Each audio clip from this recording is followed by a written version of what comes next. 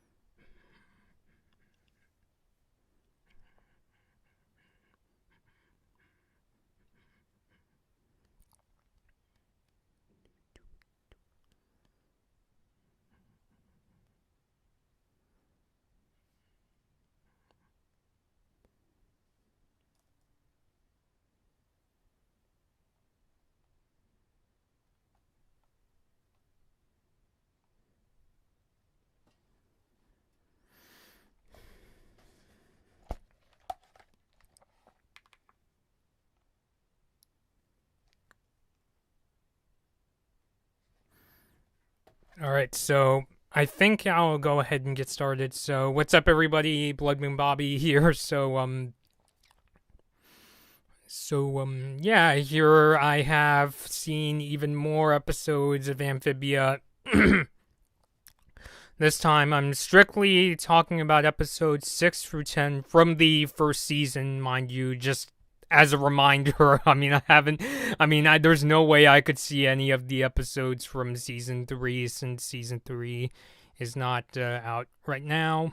It comes out tomorrow. I think I'll actually give it one more second for more to show up.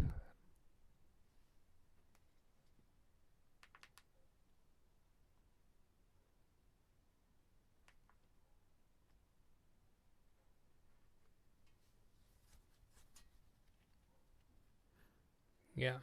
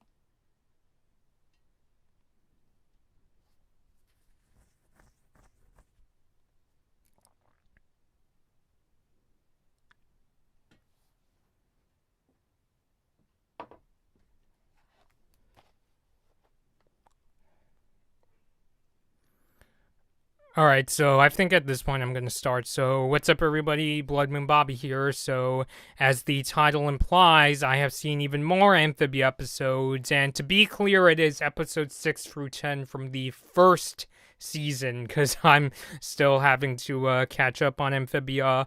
Up until very recently, I haven't seen too many of the episodes until I started watching even more, especially with the wake of the third season, which comes out tomorrow. which unfortunately I won't be able to watch because I am not caught up yet. I haven't even seen the first season finale of Amphibia yet. This is a stream strictly on the first episode. I mean, the first season of Amphibia, so you're not going to see much discussion of season 3 in here. So, the last time I did a stream, I went over episodes 2 through 5. I already saw the first 2 episodes a long time ago. I think it was back when the series first came out, and then I finally got around to reviewing episodes, what Disney would consider episodes 2 through 5, which were the episodes that went from, if I could just pull up my first or my last review, I should say. So in the last review, I went over the episodes that ranged from Kane Crazy to Breakout Star. And so for today's stream, I'm going to be going over the episodes that go from Sprig versus Hop Bop to Prison Break. So there are going to be spoilers in this stream, just warning you ahead of time in case you haven't seen the episodes yourself and you're thinking of getting into them. I'm not going to go too deep into fan theories, especially since seasons 1 and 2, they're already out on Disney Plus, and I'm, trying to catch up. So there isn't really too much I think I could theorize, because I would bet to imagine that any theories that I have already been kind of cleared up in some of the later episodes, so I don't want to give, I don't want to, accidentally give any misinformation as far as, what I think may happen or not. If you would like to tell me, maybe, kind of general thoughts on what you think of the show, the characters and all that, I think that would be really awesome. Just don't get too deep into spoilers, because I still haven't seen the second half of the first season. I haven't seen anything from seasons 2, and there's no way I could watch season 3, because that's not even available for public access just yet. So I was literally right on time finishing this review, or at least getting to this review before the third season starts. So unfortunately, I'm not going to be able to do a thing where I'm able to watch the new episodes and review them as quickly as I did with Gabby on the Owl House, because I haven't gotten to see the rest of the first season yet. So for today, I'm going to be talking about his episodes 6 through 10. And ooh, hold up, I got to hold on, add get to something first before I start doing the discussion. So for anybody watching, if you would like to give your thoughts on episodes 6 through 10, please feel free to do that. So again, that's the episodes that go from Sprig versus Hop Bop to Prison Break.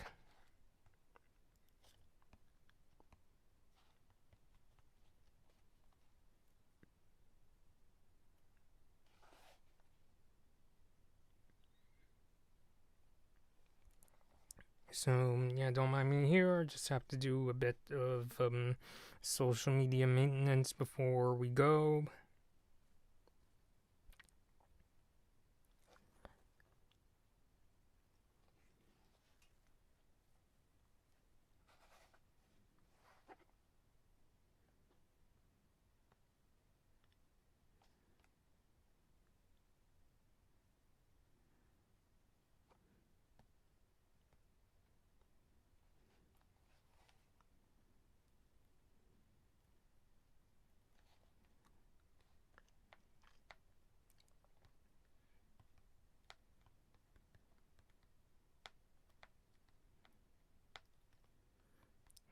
I guess before I really start getting into it, I would say at this point,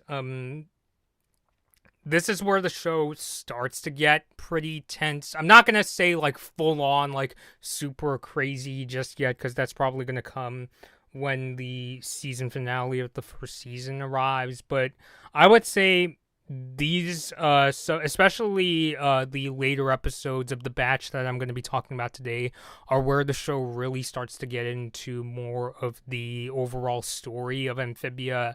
And it's not just, there are still some episodes where it's more slice of life and in terms of showing the different personalities of the characters and establishing relationships, but the later episodes that I'm going to be talking about in this stream or where things start to get really hectic. I mean, Prison Break is the first time that I've seen like Sasha on screen since I think it was in the second episode where they showed her captured. But yeah, so okay, so now I'm really ready to go. So once again, there are going to be spoilers in the stream. So if you're watching, whether it's live or after the stream is complete, just letting you know in case you haven't seen the show yourself. So yeah, okay, so yeah, it's starting to go back up. So the first episode I'm going to be talking about is Sprig versus Hop Bop. So this is the episode where much of the Planter family and Polly and especially Sprig are fed up with Hop Bop's rules in terms of taking care of the farm, and especially with how Hop Bop doesn't listen to suggestions. And so Sprig and Hop Pop have what I could only describe as this world's equivalent of like a sumo wrestling match, except basically the objective is just to throw the other person into a pond of mud. And yeah, yeah, so of course Sprig wins the match and he takes over the farm while Hop Pop goes and walks off to the cemetery because he thinks it's all over for him. This is one of those Amphibia episodes where it's okay, it serves its purpose, although it kind of goes the route that you would expect. It's still, like, I would say it still has its fun moments, especially when we see that, that Anne and Pauline Sprig seem to be, legitimately having a good time, like getting to do what they want, and Sprig being more open to suggestions. Like they kind of add more like sort of like summer fun, like kind of like I think there was like a water slide and there was like a scene where Anne is relaxing. They even bring in a clown and it becomes like, much more fun to work on the farm. But of course, things go to shit when the family wants to have dinner, and Sprig is like, what do I do? What do I do?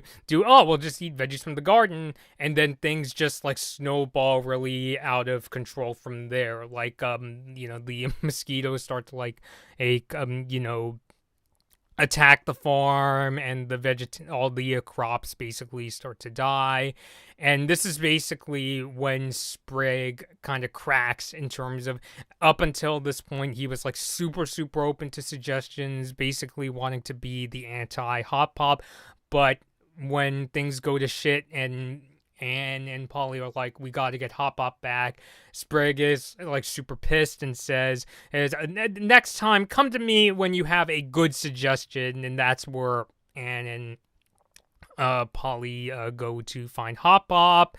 He and Sprig have their rematch, and of course when Sprig Hop Pop says that he's going to be open to suggestions this time, Sprig completely surrenders and lets Hop Pop win the wrestling match. So yeah, I mean, this episode, it's fine. It does have its fun moments in terms of like, functioning as a straightforward story.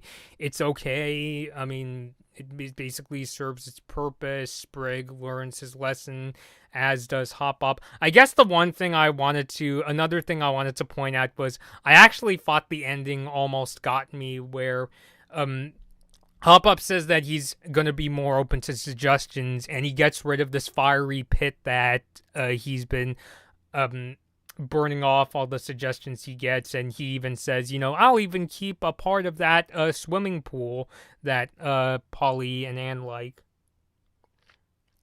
And at the very end of the episode, once again, spoilers, sorry, I hit my microphone. we see Hop Bop like start to like burn off like some of the suggestions, and like, oh shoot, he moved from burning his suggestions in a fiery pit to using his fireplace. But then when he said, oh, that's a maybe, like that's an idea he might consider, I was like, oh, okay, so he has learned his lessons. I was like, oh, okay, so they got me there. So I mean, so overall, Sprig vs. Hop Bop, okay episode. This is really, whenever I do these discussions, I really try my best not to summarize the episode. I really like to try to give more of my thoughts and analyze what happens. But in terms of this one, it's more of a straightforward story. So moving on to Girl Time, which by definition, Girl Time is another one of these like fun, it works okay kind of episodes. But what I like about this episode more than like Sprig versus Hop Bop is that it showcases much more of the personalities, especially with Anne. So basically, in this episode, Anne is really disgusted by the nasty habits that Sprig and Hop Bop have, like how Sprig is really into spitting contests. There's even a scene where like Hop Bop is like picking his ear, and wants to get away from that, and so she suggests going off and having like as the name of the episode would imply, girl time, especially hanging out with Polly. And they go to places like in terms of like trying on like fancy clothes, and gets her hair done, and they go to a spa and do that stuff. But the problem is that Polly is really not into that, like, at all. Like, she's much more, like, as we've seen from the prior episode, she's, like, a very confrontational person, really feisty. She's that kind of character who's, like, cute on the outside, but really is, like, really, like, kind of packs a punch. Like, you do not mess with Polly, and that sort of thing. So I do like how it shows, a personality trait that's unique to Anne, and that she tends to like, probably one of her biggest contrasts compared to the Planter family is that she tends to want to relax a lot more, be more laid back. I mean, I know in like the she definitely likes to go on adventures, but at the end of the day, she really likes to relax and get herself like cleaned up and that kind of stuff. So I thought that was like a interesting aspect of her personality, and I think it's very understandable, especially like being out in this like world of Wartwood and being an Amphibia, being in this place outside of her home. And that's another thing that's like very much explored in these episodes, is that with Anne, you could see that like when she gets her chances, not so much in this episode, maybe, but even more so in other episodes, when she gets her chances to have a taste of home, she really goes for it. Like in the last stream, I talked about how she adopts a caterpillar that she names after the cat she has at home named Domino. And there's another episode I'm going to be talking about in this stream where she kind of makes a restaurant look like the restaurant her parents used to run. But that's another discussion. We'll talk about that later on in the stream. So I thought, yeah, that showing that side of her personality was cool. There's actually a pretty funny moment too, I remember, where Anne goes off and gets a massage, but it's the kind of thing where like the masseur is like a very like brutal, vicious the person that's like all like twisting up Anne, and like kind of like he can go around like that, kind of like really intense and kind of masseur, so I thought that was a kind of funny scene. And of course we get to see by the end, Anne does accept that Polly wants to be do things that are much closer to Hop Bop and Sprig, and it really comes in handy toward the end, because what ends up happening is the money that Anne has been paying for all this stuff with is actually IOUs, and the town really doesn't trust the IOUs because they come from Hop Bop, and Hop Bop does not have a good reputation in terms of repaying the IOUs. So it ends up with Sprig and Hop Hop essentially getting like captured by the town, and in order to make up for all this debt, Polly has to, succeed in this spitting competition where she has to spit like a really far distance. So I thought that was cool to watch. So overall, Girl Time, another decent episode. Like I said, something that I really like about this episode, I really like whenever Amphibia does, I get why they do these episodes, because it can't just be like, really intense action all the time. There should also be episodes where it's kind of more laid back, where we could see how the different relationships in Amphibia work and showing the more unique aspects of the characters. And so that's why I thought it was nice that we got to see like this side of Anne where she likes to be much more like relaxed and like kind of look after herself and things like that. So yeah, and as for the rest of the episode, it still had its fun moments too. Like I did enjoy getting to see like Polly getting to succeed in that spitting competition, or when Anne gets that really intense massage. So yeah, that was Girl Time. So now we're gonna get to dating season. This is, I guess you could say, the shipping episode. Although I don't know if I could really say if this is like Amphibia's take on the Blood Moon Ball or the Grom episode from Owl House. Kinda, sort of, except I would say the really big difference with this relationship in Amphibia, it's the one between Sprig and his friend Ivy, is that this one is more so focused on more of a side character. I mean, Ivy's still like a likable person, but anyway, so the episode is about Sprig and Ivy, and Hop Hop and Ivy's mother, they basically want Sprig and Ivy to get together for like various reasons, because Anne wants to help them out with like tips she gets from like this dating magazine, and Hop Hop and Ivy's mother basically want them to get together so that they could have like a financial relationship. Like Hop Hop wants to get those like that the money, like a lot of the riches from Ivy's family. And so they have Sprig and Ivy take part in this like dance, but it's really awkward for them because they're put in these like really like uncomfortable, really like kind of fancy, flamboyant costumes.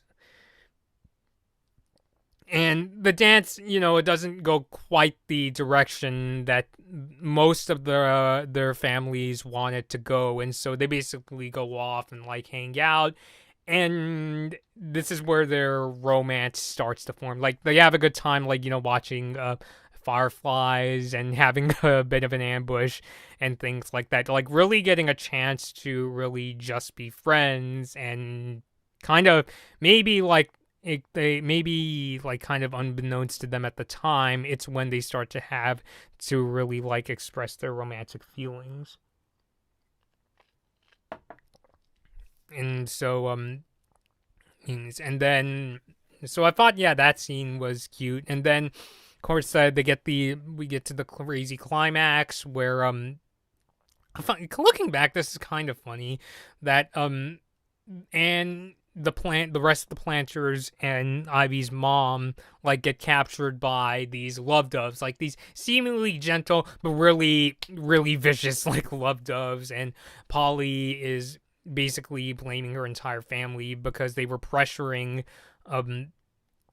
Ivy and Sprig to be in a relationship. But looking back, I think what this episode was getting at is that it's not that Ivy and Sprig were never, ever, ever going to get into a romantic relationship. It was just, maybe I think a better way, actually, let me backtrack what I was saying a bit, is that it's more of a thing where it's like, they're not, they weren't ready. They were at that point where they were still just friends. But as they started to hang out more in this episode, that's when a romantic relationship started to form. And so, course, Ivy and Sprig saved their families, and yeah, the episode ends off with as Sprig and Ivy are saying goodbye. Anne looks at Sprig and says, "You fell in love with her, right?" And Sprig is like, "Yeah, I did." So yeah, overall, I would say dating season was another decent episode. I thought it was, the seeing Sprig and Ivy's relationship of romantic relationship start to form was cute. The way it developed was nice. So next episode, it is Anne versus Wild. So again, this is another episode where it goes into how Anne's challenges with really adapting to the outdoorsy, messy kind of environment of Amphibia, especially, compared to where she was back on Earth. And so actually, just in case the stream goes a bit longer than I expected, I'm going to turn on light here. But yeah, Anne versus Wild. So it kind of goes into that, but it also kind of touches on how Anne really wants to connect with the planters. And so in this episode, she goes camping with them, even though the planters don't really suggest her coming along.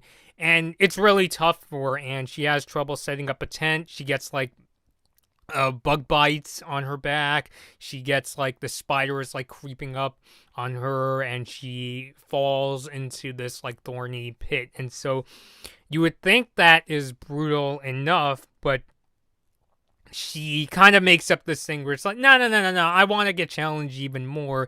And so this really creepy character named Soggy Joe is basically oh, you really want to go on an adventure? And he takes the family off into this really creepy kind of forest where they camp out for the night, and then they get attacked by what he calls the Mudmen. And the way they get defeated is that Anne uses this bath bomb she found in her backpack, and it kind of defeats the Mudmen, basically cleans them off, and they're exposed. They're not really Mudmen, they're just frogs that are under they're really creepy muddy disguises. And and unfortunately Soggy Joe kind of missed out because it looked like he got an axe to the back. So yeah, so I think overall what I like about this episode is that it explores the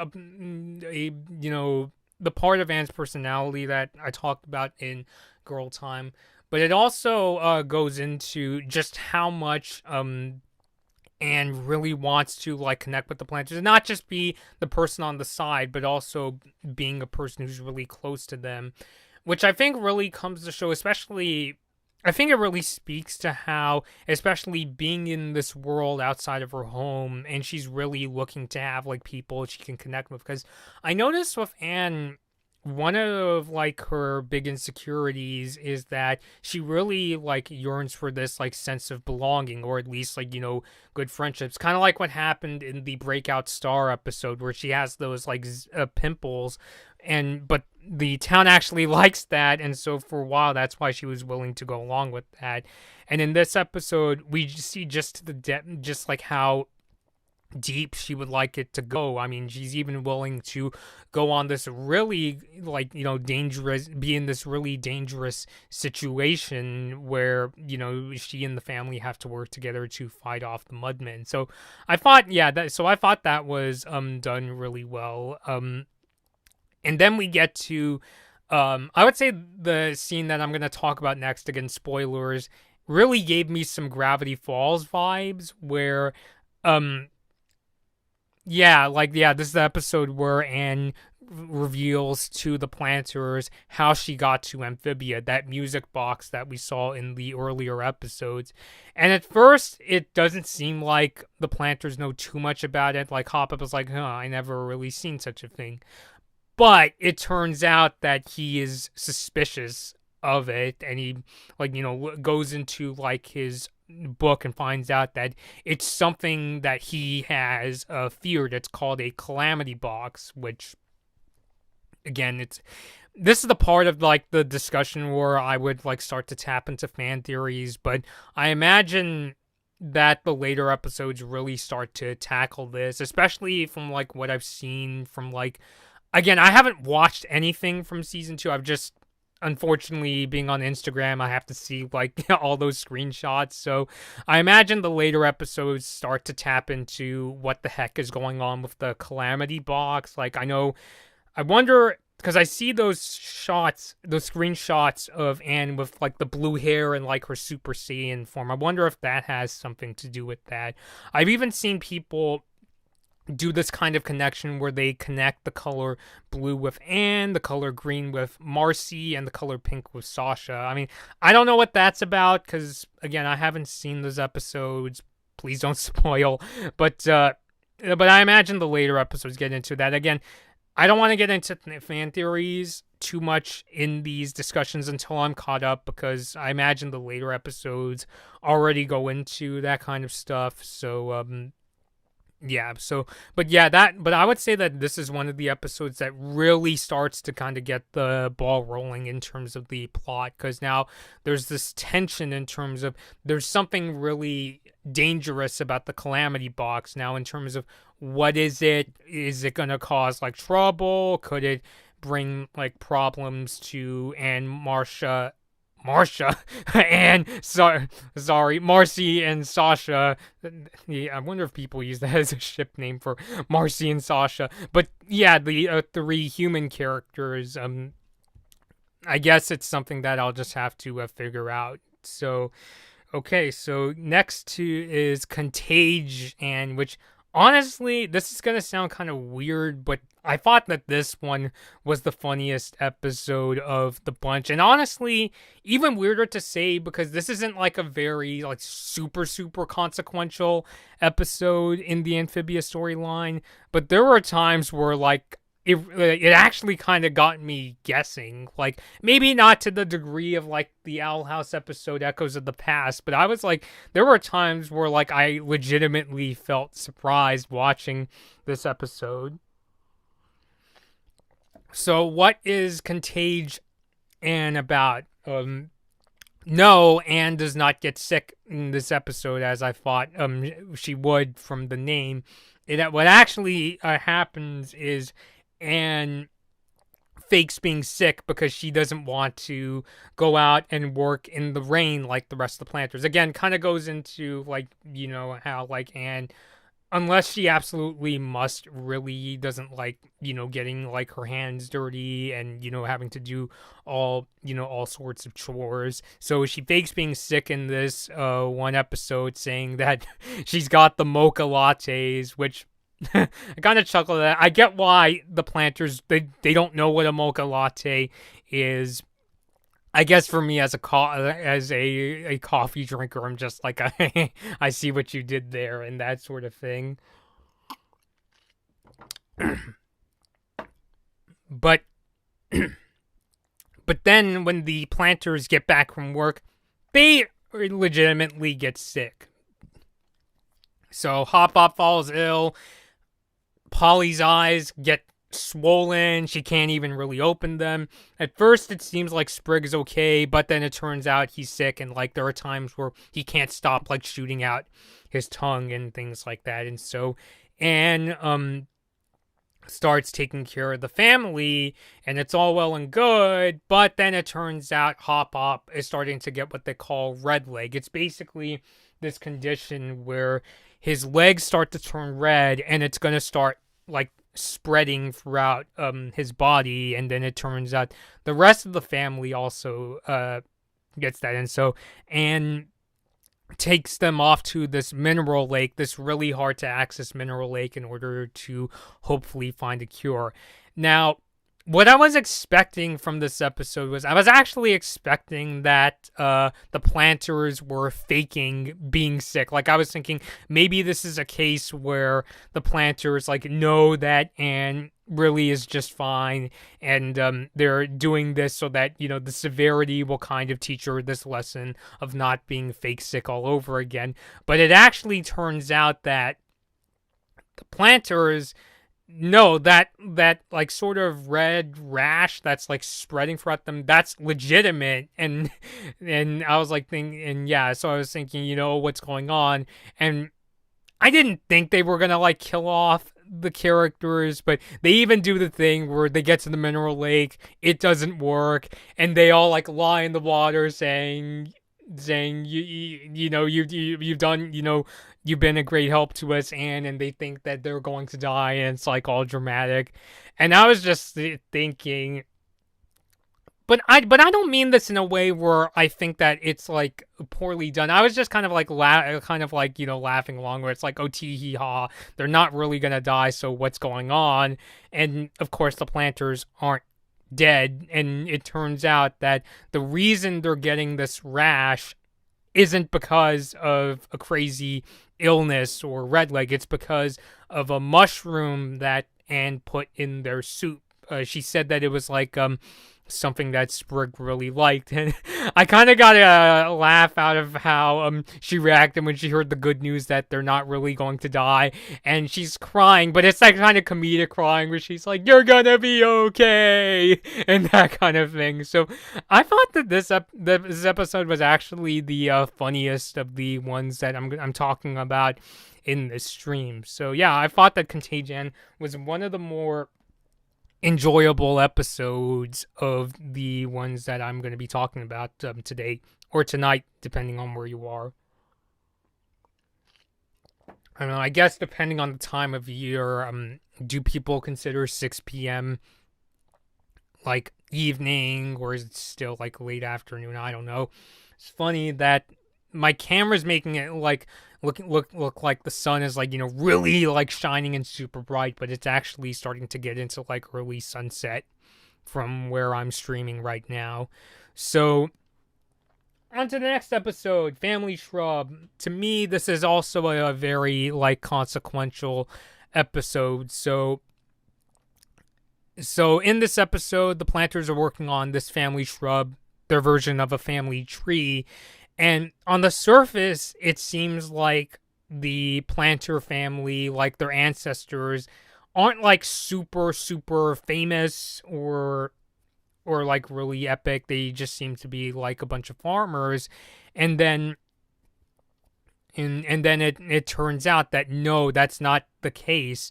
While Hop Hop goes off to find glue, and Sprig and Polly discover this kind of, I guess you could, like, this kind of hidden away part of their house where they discover rooms where they find out that some of their ancestors have done some really epic things. So like they find out that one of them is a scientist, and in the lab they discovered that there's this really creepy like pumpkin monster that Sprig has to tame, and like, so that it doesn't attack Polly or Anne. And hey, speaking of Polly and Anne, there's actually a member of the family named Pollyanna who I think was like a sort of knight, I guess you could say, and had this like training simulator where Polly has to defeat all these crazy like mechanical like knights. And of course Polly does that with, what do people call that weapon? It's like a ball with like a ton of spikes. The name is not coming to me right now. If anybody watching knows what it is, tell me in the comments. And then Anne discovers that there used to be a newt character named Emma the Newt, who, even though she was a newt, the planters took in. So she related to hearing that story because, she herself is a human from Earth and now living with the planters, and so she really relates to that, and she has to figure it out, this like Tetris like puzzle. so basically, yeah, the gist of the episode is that the planters find out that members of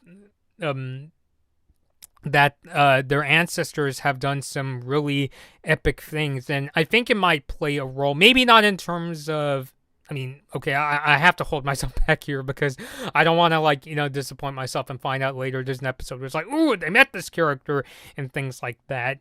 But the basic gist I got from this episode was that it informed the planters and that that they're much more capable than they realize. Like, it's in their DNA to do really big things, like whether it's being like, a scientist, or being like, a warrior, or like fighting and kicking butt and things like that, which I think happens in some of the later episodes of this season. And so, or at least later in the series, I should say. So the message I got from this episode, when I first watched this episode, I kind of thought this message was saying that, I don't know why, but I first thought the message of the episode was something along the lines of like, oh, every like family has like, they're like, a famous person or somebody who's good at combat. But I think what it was more so getting at, the way I took it, was that it was more so saying that the planters in Anne are much more like capable than they realize, rather than just, living on a farm planting crops. Like they're like capable of doing even bigger things. Funny enough, it sort of reminds me of like Star Wars A New Hope, where Luke starts off as this farm boy, but then he gets thrown into this really big adventure. So it kind of gave me those sort of vibes when I look back on this episode. And so yeah, so I'm really curious to see how the planters would do in things like combat. I'm still scratching my head a bit about the end of the episode, because I thought what was going to happen at the end of the episode was that Hop Hop was going to come home and reveal something like, kids, I didn't want to tell you this to keep you guys safe, but some of our family members are, have done things like they were like warriors or knights or scientists. And I was thinking maybe he didn't want to tell his family that to keep them safe. But it turns out, I'm actually going to move up my screen here. So yeah, give me a second. Hey, you can see my Mario poster and the Tokyo Olympic and Paralympic mascots, Mirai Toa and Somedi.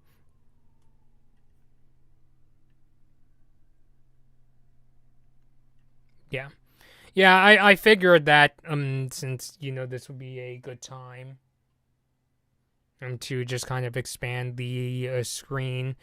And, but it seems like Hop Hop, at least on the surface, like, this is probably one of the few fan theories that I'll go ahead and say, you can correct me in the comments, is this episode got me wondering, does Hop Hop know something about his family history that he doesn't want Sprig and Polly to know for their safety or something like that? Because that's at least what I was wondering. I mean, of course, I have to see the later episodes to find out for sure. But especially with how Hop Hop is supposed to be like the very knowledgeable person, the wise person. I mean, sure, he could be very controlling, but he is the person to turn to in terms of like the nature of Amphibia, and even like its secrets, like when he check to see, was that music box that Anne was holding like a calamity box or something like that. It did leave me wondering if Hop Hop, knows something that like he doesn't want the rest of his family to know for their safety and things like that. Yeah. So I thought that was a very interesting note for the episode to end off on. And yeah, so I would definitely say it's one of my favorites of the bunch that I'm talking about today. And to remind people again, anybody watching, if you're tuning in, you can leave me your thoughts down below of the episodes I am discussing in this stream. I am talking about the episodes from Sprig versus Hop Hop to Prison Break in the stream. So if you want to give me your thoughts down below, or in the chat, because that's one of the reasons why I enjoy doing these streams, is to get a chance to talk with the Amphibia fandom about these episodes. Okay, so moving on to the next one, this is one episode I remember that was very publicized on Disney Channel's YouTube channel, and that's Lily Pad Thai. And so in this episode, it's a reveal that Anna's actually really good with like handling ingredients and like cutting up veggies, and it's because she reveals that her parents used to run a Thai restaurant, and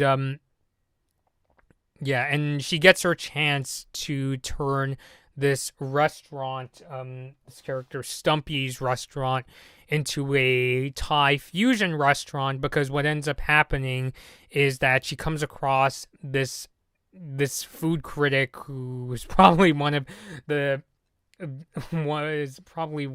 single almost rotten bastards I've seen in Amphibia, who's like you know really like just again just really being a bastard. And like Anne like says, okay, look, I could fix up this restaurant and give me a couple of days. And so he gives them a couple of days, and at first it seems like Anne is just basically helping Stumpy clean up the restaurant. Sorry, I constantly have to check. I can't. Yeah.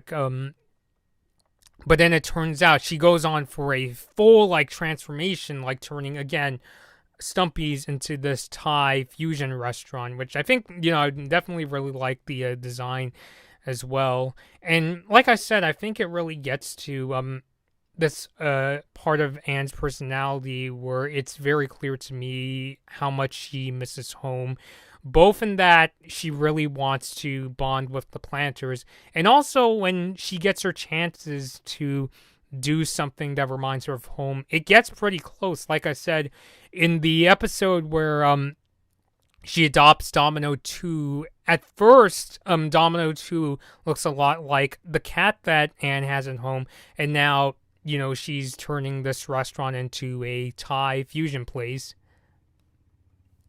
He's, hey, I just noticed, I got a comment here, so give me a moment. I guess now's a good time for me to take a verbal break, because the helicopter is coming outside. Hey, Kyle. By the way, do you prefer to be called Kyle or Caesar? Because I remember when we did the Nintendo Direct stream, Ross was calling you Caesar, but what do you prefer to be called, Kyle or Caesar? I'm just curious out of politeness, but you said that the food critic feels like film critics in real life. I mean, yeah, I mean, I get your feeling, because like this is the kind of character who's like super strict and just like really strict. And you said Kyle, so okay, yeah, so yeah, because I got the impression too, but I kind of got this impression where.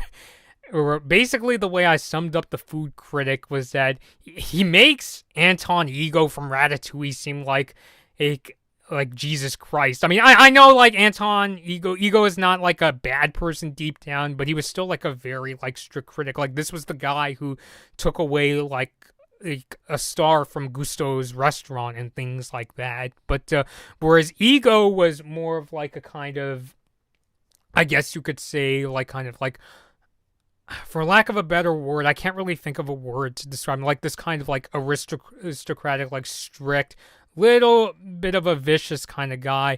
This critic is just like somebody who's like all but ready to give like this restaurant a bad review. And I remember I was just like, what is this guy's problem? And so yeah, and so to alleviate the problem, getting to the episode's climax, and suggests making this squid dish.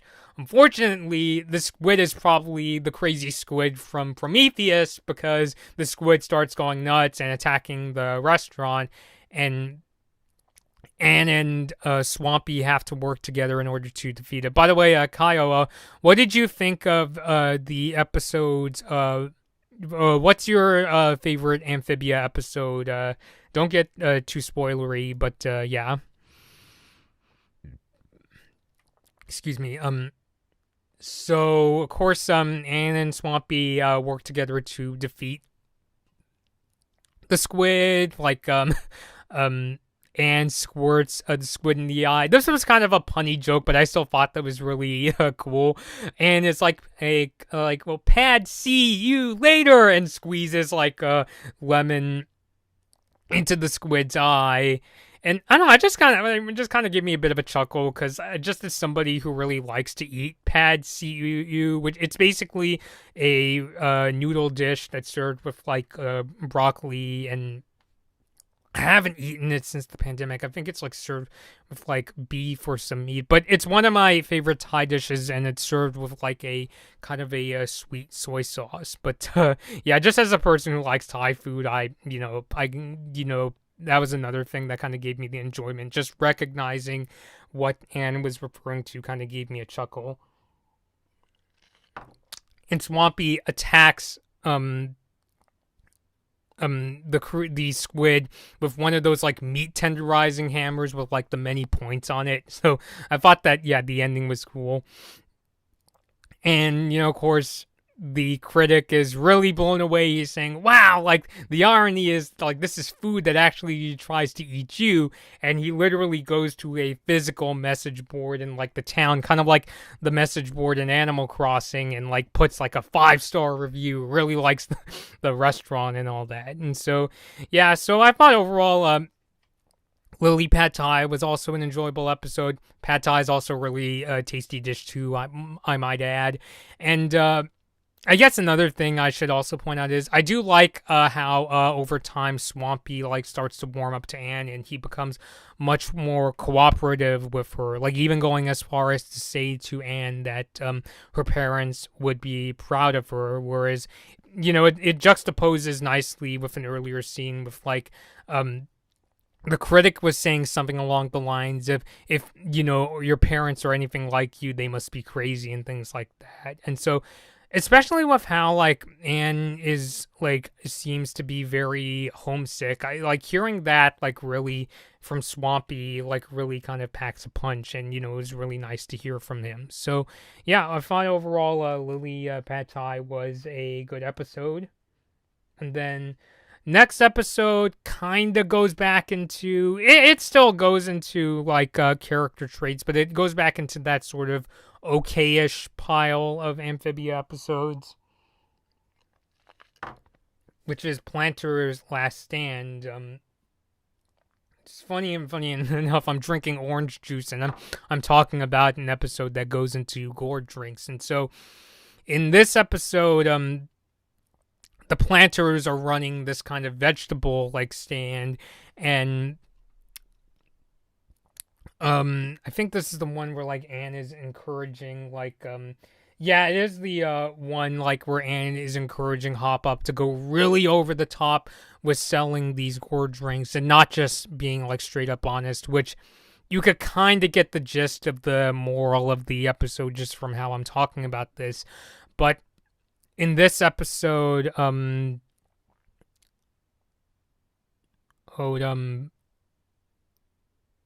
so sorry, I lost my train of thought for a second.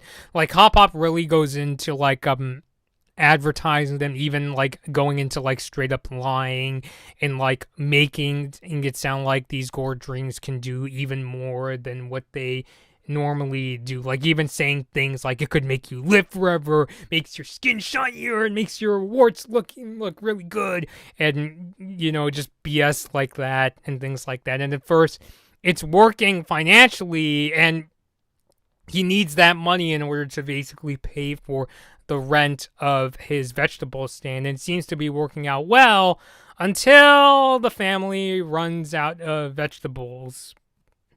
I'm not sure why my nose is so itchy, but yeah, so they run out of vegetables, and Hop Hop goes way too far, like saying, hey, let's literally sell these people garbage. But when push comes to shove, especially when the character Mrs. Croker, the elderly woman with her spider Archie, comes by and like wants to take a sip, and she really like views Hop Hop as this really honest person, he admits to his lie. The liar revealed like a trope where he admits to his lies, and then these flies start coming after like members of his family because they're attracted to the garbage drink. And what Hop Up does is he sends off this barrel like full of the garbage drink away. He's so yeah, I mean, it was basically all right episode. I mean, it's not bad. Like, to me, a bad Amphibia episode would be like one where there were just like flaws that like made me like really like aggravated to me. So it's like, in terms of a story, it functions just fine. It's just that it's just okay. It doesn't really further like my understanding of the show. Oh, I try to be like patient with these kind of episodes. I guess for me, I would have liked it if it was kind of like a more fun episode. Instead, it goes the route you expect. Like Hop Hop is lying about these drinks, and he's gonna learn his lesson. He gets evicted. Mrs. Croker's like, you're gonna, it's gonna take a long time for you to earn the trust of the people back, and things like that. So yeah, I mean, Planter's Last Stand was a okay episode. Kai, what'd you say? The episodes 1A, 1B, 2A, 2B, 5A, 5B, 7A, and 8B, which yeah, I think even some of them I've been talking about in the stream. And so I'm guessing what you mean by that is you do like dating season. I mean, you correct me if I'm wrong, please. So you do like episodes like Dating Season and Family Shrub, which are good episodes. So yeah, I agree with you on those two episodes in particular.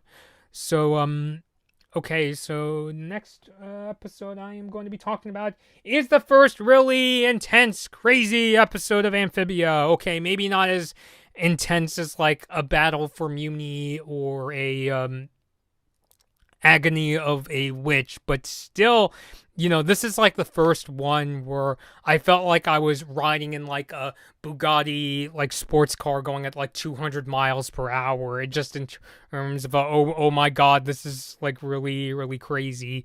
And so yeah, Toad Tax. So what happens in this episode is that in Toad Tax, these toads from Toad Tower come to collect taxes from the people of Wartwood, and still doesn't feel very respected by the town. Like, she gets called Scarecrow. Oh, and so she ends up teaming up with the toads as a way to, because it's seen as like a position of authority, she would be seen as like, it would give her much more respect. Unfortunately, these toads are anything but respectful. They're like going around and like repossessing stuff and just, scaring the crap out of the townspeople. Who they accuse, especially the ones they accuse of not paying their taxes, which is weird because the people have been paying their taxes, but where has the money been going to, which I'll talk about in a second. And so, yeah, and I also think this is the first episode where Anne gets a taste of like, wanting to be like somebody who's good with like fighting with a sword. I'm trying to see if I have like one of my plastic like toy swords lying around him. I don't know, but just use this like plastic sword I got at like a nearby like county fair, and like showing. Yeah, you could tell this is plastic, like in terms of like she's good with fighting with a sword. Maybe not a samurai sword like this one here, but you get the idea. Yeah, and so in this episode, and then when she's really put into a precarious situation when the toads come to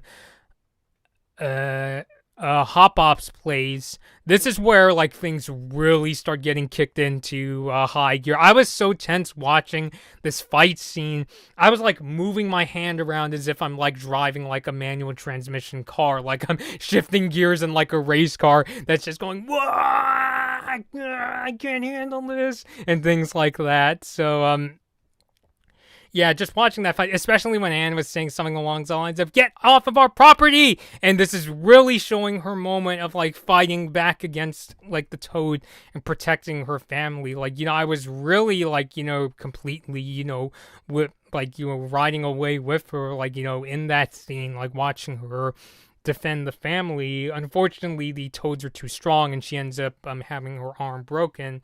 And because Anne says that even though she may not get very much respect from the town, she wouldn't treat the townspeople back. And in fact, in this episode, she even, when she would go to people's houses and as the Toads are like trashing up the place, she would give them, the townspeople, one of their belongings back. And so she's earning the respect of the town. And in this really like potentially dangerous situation, the townspeople are very much at her side. I think this is one of the first times where like a good amount of the townspeople are like willing to fight for Anne, and it's not just the planter family. And then it also turns out Sprig discovers that the mayor has been like hiding away the money and getting the people in trouble. Like he wants to keep the money for himself.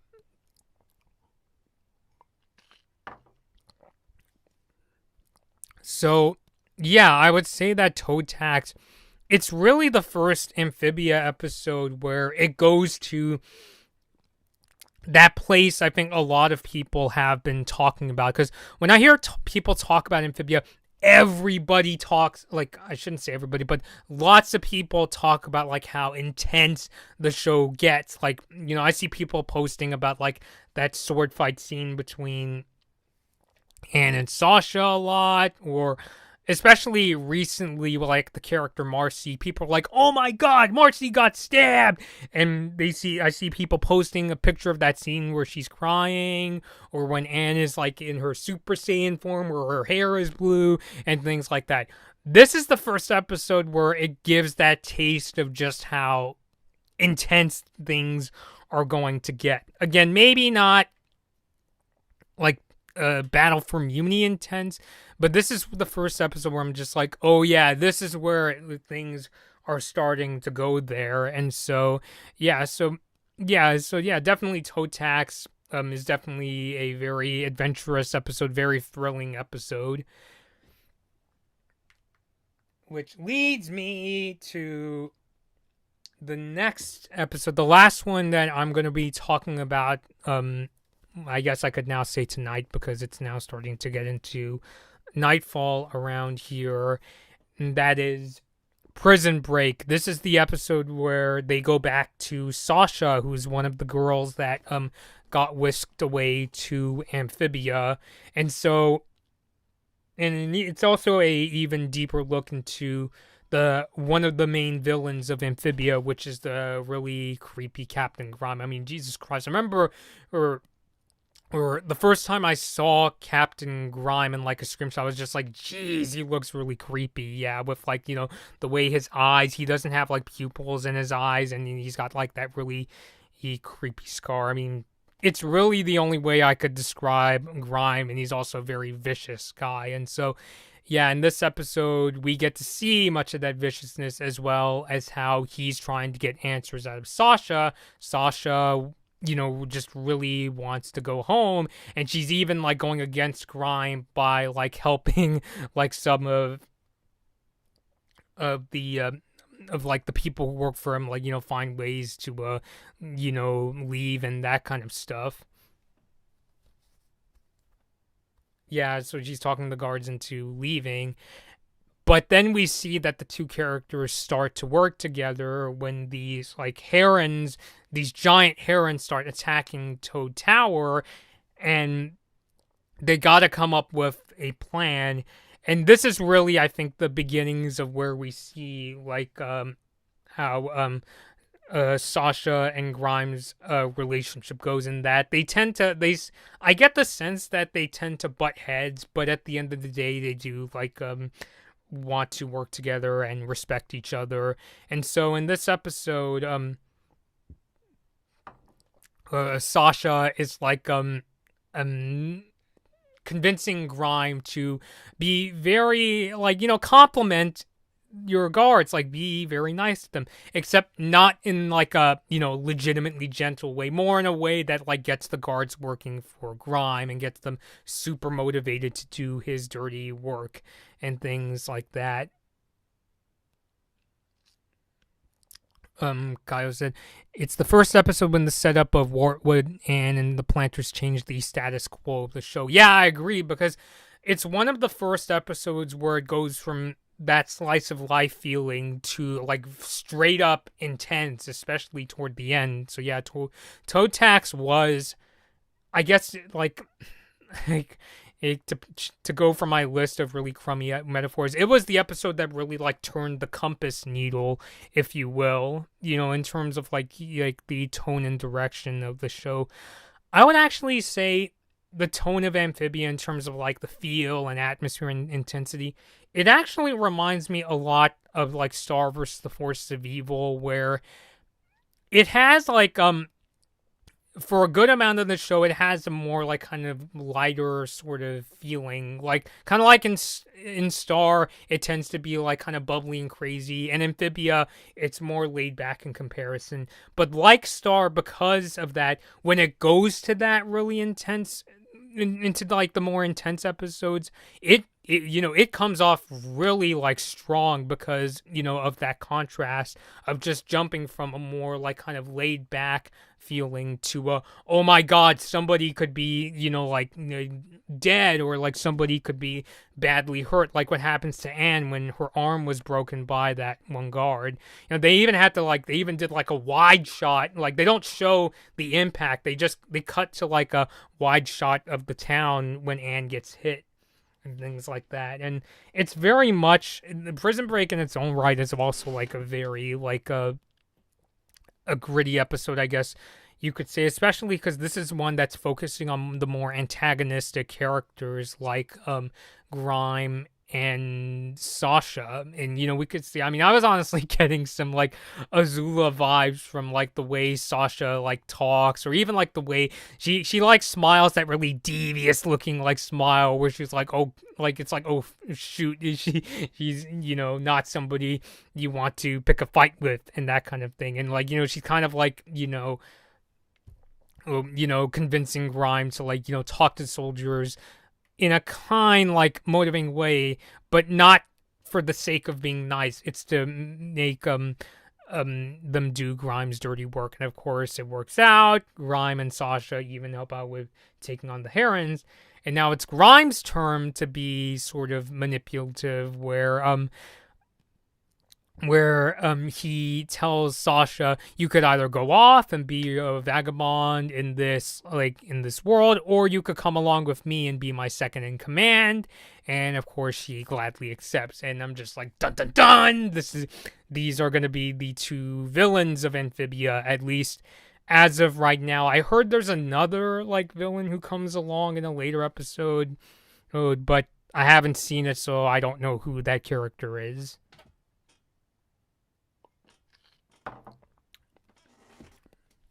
So, so overall, that's been my take on episodes 6 through 10 of the first season of Amphibia. Again, really want to emphasize, this is the first season because I have not seen anything from the second season because I'm not caught up, and there's no way I could see any of the episodes from the third season because that does not come out until tomorrow from the time I am doing the stream. But yeah, I would say overall 6 through 10 is really where the show starts to get its story moving, and where some of the more tense episodes start to come out. Again, I kind of get the sense this isn't as intense as Amphibia is going to get, because I've seen like screenshots from that what's the name of the episode?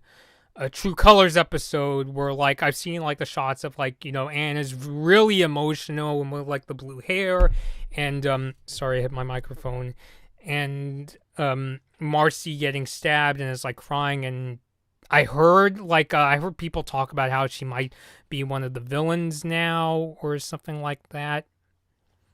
But but I would definitely say these bunch of episodes that I'm talking about tonight are really, this is really where the show is starting to get much more intense, and I could only imagine where it's going to go from here. So yeah, this has been, so yeah, as of right now, I have seen 10 Amphibia episodes. I'm halfway through the first season.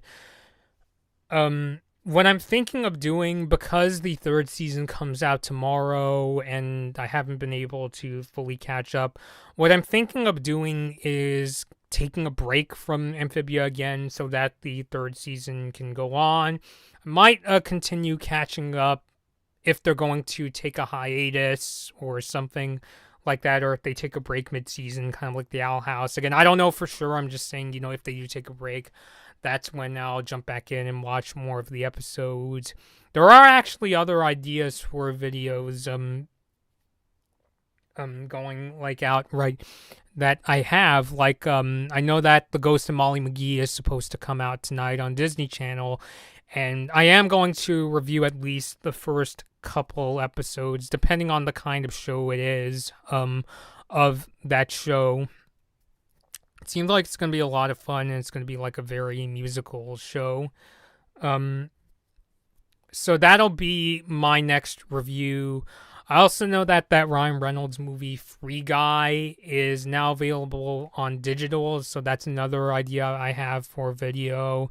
There are actually a couple Netflix shows that I'm thinking of getting into. I haven't reviewed Kid Cosmic yet. I saw the first couple episodes a long time ago, if I'm being really honest, and I thought, I thought they were fun.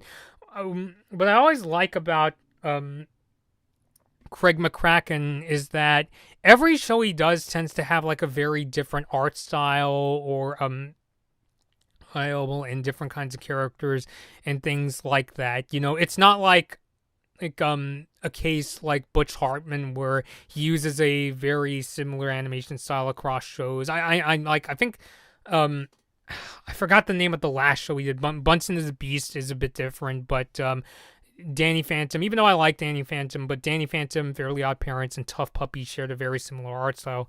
Whereas with Craig McCracken, Powerpuff Girls, Foster's, Wander Over Yonder, and Kid Cosmic have very differing art styles. You couldn't confuse the shows for each other. Although what keeps it Craig McCracken, what makes it what makes a show, Craig McCracken show, I guess you could say, is a lot of the comedy and I'd say it's much more of the comedy and the zany characters and things like that. So, and also they tend to have really enjoyably fast pacing. I think of shows like Powerpuff Girls or Wander Over Yonder.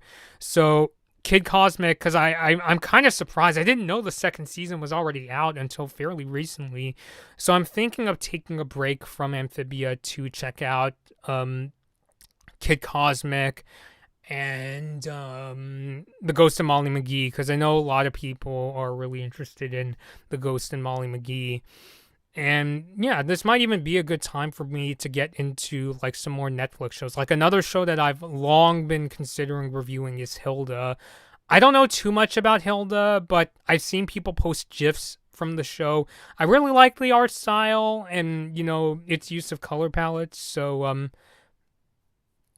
it is something I'm considering checking out. I'm not going to say for sure because I want to get through a Kid Cosmic first, but it is a show that I've long considered catching up on and checking out. So Kyle said Molly McGee is confirmed to have a 1-minute song in every episode. So yeah, that's cool. I don't know if Phineas and Ferb did this exactly, but it sort of reminds me of Phineas and Ferb, where many of the episodes had songs. And you also said that Craig McCracken wants to improve and explore new stories and experiences. And I think that's what he does. He doesn't seem to be the kind of person who really likes to rehash a lot of things. I like how every show he does tends to have very different characters, and the art style is really different from like all the different shows. Of course, there are still similarities, but I like seeing those kind of like Craig McCracken like tropes. I mean, that's why I like watching films from like the same director, because I really like seeing those kind of connections that really like it gives like their projects much more of an identity, where I could say something like um let's take Stanley Kubrick for instance, where I could say a thing where it's like maybe Clockwork Orange and Full Metal Jacket, they're different in terms that one is more of a crime dystopic movie and the other is a war movie. And Full Metal Jacket tends to use a lot more like improv and comedic, delivery, but they still, share that sort of those Kubrick similarities in terms of how he composes shots and themes, like especially the theme of dehumanization, especially with like how Alex and his friends commit crimes, or how all those soldiers in Full Metal Jacket get like mentally programmed into being like really vicious soldiers and things like that. But yeah, Kid Cosmic is a show that like I've long considered getting back to. I mean, I remember doing trailer reactions of that show back when it was coming out, so I think now would be a good time to get back into it. And also to be frank, it might be, I mean, I don't know if like Kid Cosmic and Hilda, I heard people say Hilda's kind of a creepy show, but I don't know if Kid Cosmic and Hilda are the kind of shows where it's like a really intense adventure like Amphibia or Owl House. I mean, somebody could let me know in the comments. But it might, but basically, but what I will say for sure is like, it would be a good opportunity for me to tap into some of Netflix's shows for once. I don't know, have I done like a review like of all the episodes of a Netflix series? I'm not sure. I mean, I've done reviews of movies that were put on Netflix, like Klaus and Mitchell's versus the Machines. That was also a really good movie.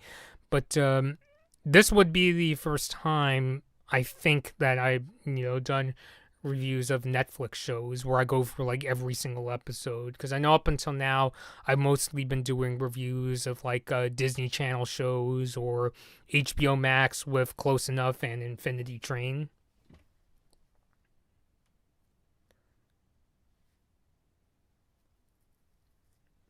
So yeah, so those are my current plans. Kyle, are you have you watched Kid Cosmic or Hilda?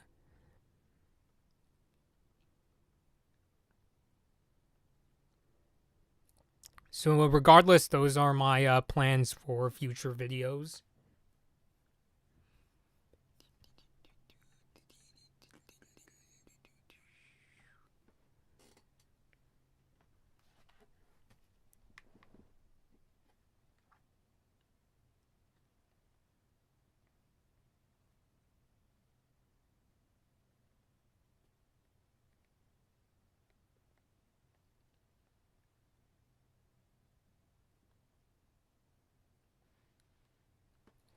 So I think I'll keep the stream going for a few more minutes in case anybody else shows up. Like I said, I have enjoyed much of the Amphibia episodes so far.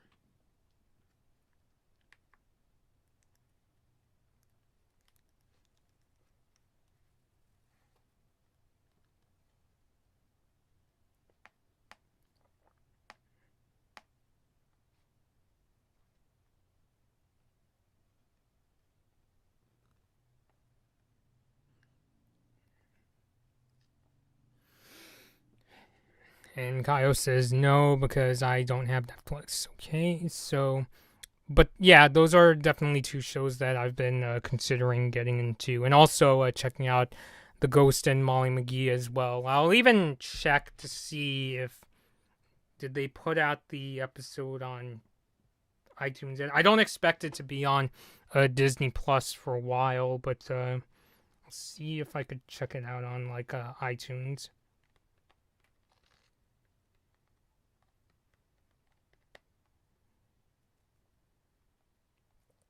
No, but you can go listen to some of the songs. Actually, I'll just show you through my iPad, and hopefully my camera doesn't go out of focus. You can buy some of the songs from the show on iTunes. Yeah, so I see Awesome Best Friends Day, Together Forever, the theme song from the show, Just Give, and the Abraham Lincoln song. I'm guessing it's the Abraham Lincoln is the Man song that was in that animatic.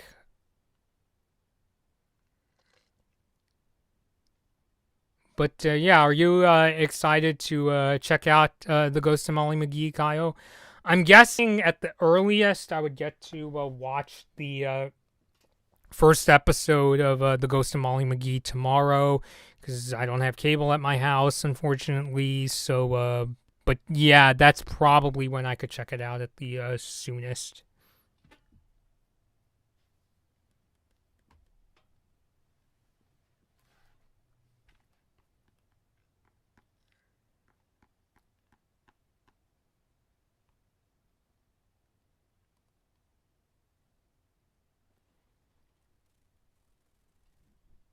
I said I think that Molly is passing in TV now. Oh, so it's currently airing on TV as we speak.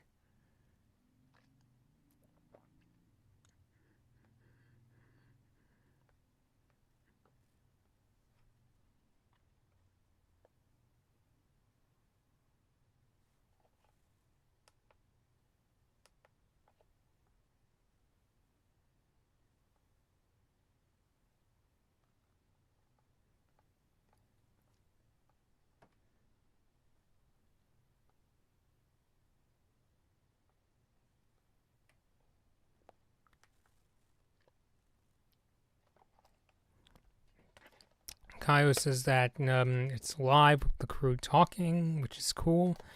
But yeah, that'll definitely be my next review. I should also check out Free Guy as well. It's been a movie that I've been like considering checking out, especially because yeah. Kyle said yeah, 9:35 p.m. Eastern Pacific, which is all well and good. It's kind of late. Like you would think that it would come up at like. That's another thing that's one thing I don't like about Disney Channel's scheduling is that even though I think Disney Channel, I prefer their scheduling over what Cartoon Network and Nickelodeon does. They put out their like really popular, especially animated shows at like really strange times, like on like even though some have nostalgia for this like Saturday morning or 9:35 Eastern Pacific. I feel like this should be stuff for like a prime time like slot, like 8 p.m. or 7 p.m. I don't know, but yeah, I'll double check Disney TBA's Instagram because yeah, I do know that DTVA's Instagram says that the show is premiering at 9:35. Unfortunately, because like I said, because I don't have cable at my house, I'm gonna have to watch it on iTunes probably tomorrow. Because usually, the way it works with Disney Channel's like animated shows is that usually the episodes come to iTunes like the day after they air, and then after the season is over, that's when they come to Disney Plus. That's kind of like what happened with Owl House and Amphibia. So, but I'm still looking forward to checking it out.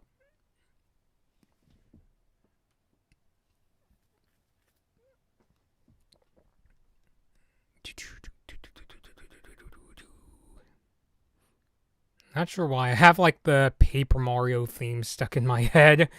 Or at least the theme from the Thousand Year Door, the GameCube game. So, all right. So I think I'm gonna end things off here, because I've already gone to Amphibia and back. So, yeah. Overall, I do like this batch of episodes. I like how the story is really starting to progress. Like I said, I'm gonna be taking a break from Amphibia so that the third season can get going, and so I can get to reviewing other shows like Kid Cosmic or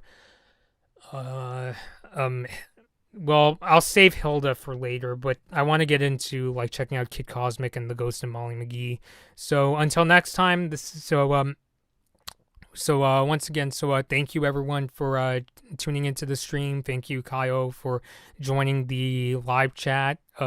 If you are watching the stream after it's over, please leave me your thoughts on Amphibia's episodes 6 through 10 from the first season in the comments below. Again, don't get too spoilery because I haven't seen, as you could probably tell, I'm not caught up on the first season yet. Yeah, Kyle says, I hope that Molly gets merch. Yeah, which kind of makes me a little concerned because I remember Dana Terrace said that it's funny that Disney Channel doesn't do merch for shows that don't have more than 50 episodes. So it's really going to depend on like the success of Molly McGee. But the good news is that there are maybe if you give me a second, just move my PlayStation Classic. The good news is that shows like Star vs. the Forces of Evil do end up getting some merch. Again, thank you to my cousins for giving me this Star plushie for that one Christmas.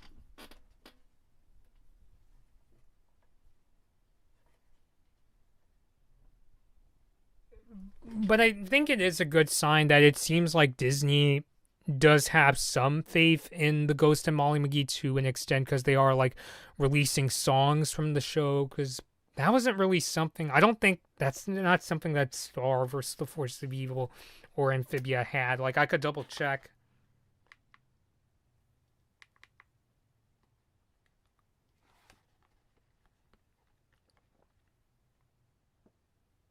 I mean, I know that they released like the song that Ruberiot sings, and you could also find like the Space Unicorn song on iTunes, but not to like the degree that like what they're doing with the Ghost and Molly McGee. So I think it is a good sign that they do have like some faith. And yeah, like if you go look up Amphibia on iTunes, it's basically just the TV show. But yeah, so I hope that it does get merch too. Yeah, I really wish that Disney would give these shows more of a chance. So anyway, thank you again for tuning in. If you like this stream, if you like this discussion, please give it a like. And leave your thoughts on Amphibia, preferably nothing too spoilery, down in the comments below. And until next time, this has been Blood Moon Bobby, and I will see you all later.